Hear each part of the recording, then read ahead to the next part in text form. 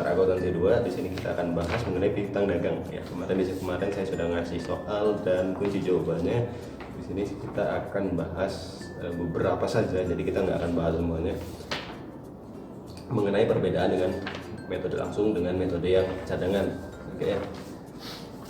Kalau gitu saya akan langsung ke soal tanggal 31 Desember 2017. Di situ dikatakan bahwa perusahaan, ya biasanya di sini adalah manajer kreditnya, mengestimasi 2% dari penjualan kredit pada tahun 2017 tidak akan tertagih ya. Berarti tanggal 31 Desember ini bukan berarti 2%-nya tadi itu belum atau tidak bisa ditagih, tapi hanya estimasi, memperkirakan kira-kira 2% gitu ya. 2% kira-kira nggak bisa ditagih. Nah, di sini hanya perkiraan, biayanya belum terjadi ya. Untuk metode langsung, nah di sini adalah kelemahan metode langsung. Metode langsung hanya akan mengakui piutang tak tertagih pada saat benar-benar piutang itu tidak dapat tertagih lagi ya. Sedangkan metode yang kedua, yang cadangan, walaupun belum tahu apakah piutang itu bisa ditagih atau enggak, tapi kalau misalnya pada sampai akhir periode akuntansi piutangnya masih belum lunas, itu ada kemungkinan tidak akan tertagih. Jadi berjaga-jaga gitu ya istilahnya. Oleh karena itu juga metode langsung itu biasanya jarang digunakan karena tidak sesuai dengan konsep konservatisme atau kehati-hatian dalam akuntansi. Asal aja gitu, tidak hati-hati, pede banget bahwa piutangnya pasti tertagih, padahal kan belum tentu gitu. Oleh karena itu untuk metode langsung pada tanggal 31 Desember ya, tidak dilakukan jurnalan karena dia tidak mengestimasi. Sedangkan untuk metode cadangan dia akan melakukan estimasi, yaitu 2% dari total piutangnya. Oke, di sini tanggal 31 Desember jurnal yang dicatat oleh perusahaan untuk menggunakan metode cadangan adalah beban kerugian piutang atau biasa disingkat BKP gitu ya. Dan kreditnya adalah cadangan kerugian piutang BKP.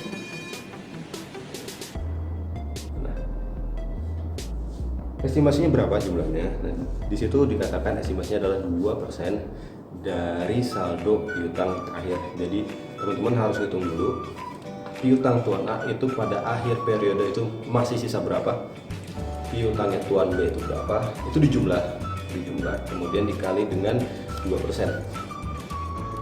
Di situ langsung saja jawabannya adalah 570.000. Ini untuk metode cadangan. Kalau yang langsung enggak gitu. Nah, kemudian tahun 2018 pada tanggal 3 Februari Tuan A melunasi seluruh piutangnya gitu ya. Berarti di sini piutang Tuan A sudah lunas. Saya nggak akan melakukan penjurnalan karena kita di sini sudah pernah, teman-teman sudah pernah di pengantar akuntansi 1 ya untuk pelunasan piutang. Langsung ke yang 4 Maret, Tuan B melunasi 18 juta piutangnya dan menyatakan bahwa tidak mampu membayar selisihnya. Ya, jadi tadi total piutangnya Tuan B, itu ada 20 juta saldonya. Kemudian dia hanya mampu membayar atau melunasi 18 juta. Artinya di sini ada piutang sebesar 2 juta yang tidak bisa ditagih. Untuk metode langsung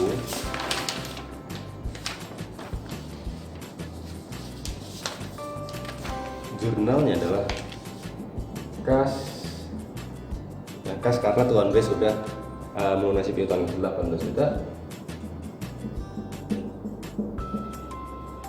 Kemudian baru kalau langsung ini baru mengakui BKP-nya. Kalau yang metode langsung, kalau ini cadangan, ini langsung. Baru mengakui beban kerugian piutang sebesar 2 juta. Dan kreditnya adalah piutang.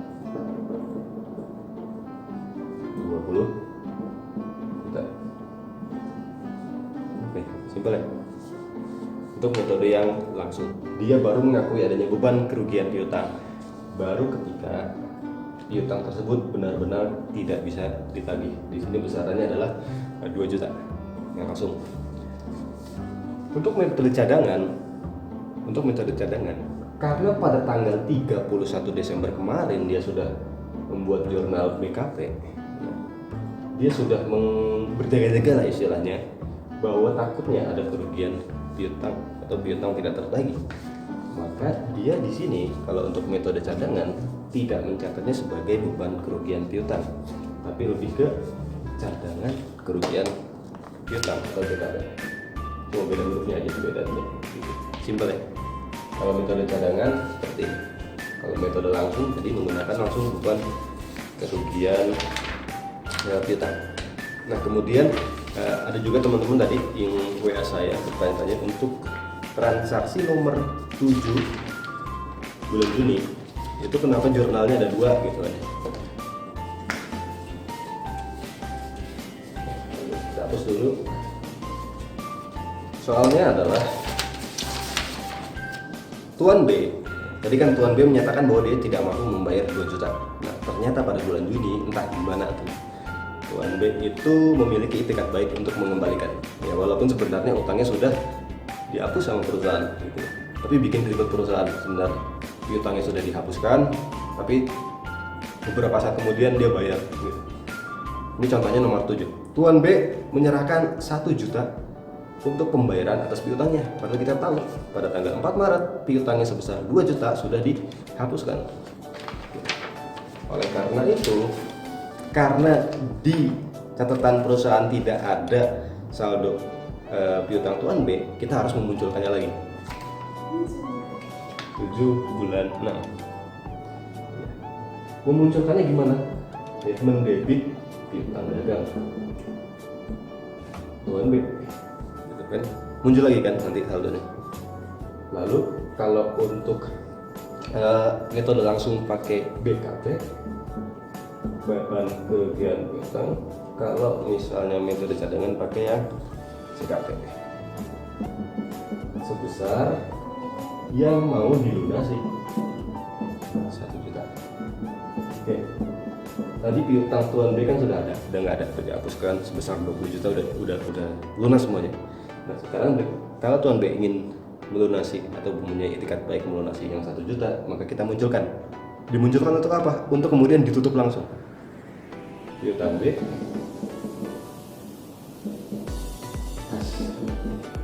Jadi bisa dibilang ini akun yang cuma numpang nongol doang. Dia nongol langsung ditutup gitu ya. Oke, kira-kira itu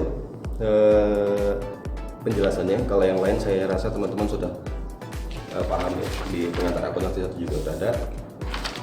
Untuk minggu depan metodenya masih sama. Kalau misalnya masih libur gitu, kalau misalnya masuknya lebih baik gitu, jadi lebih enak menjelaskan di kelas. Itu aja, sampai ketemu di kelas atau di video berikutnya.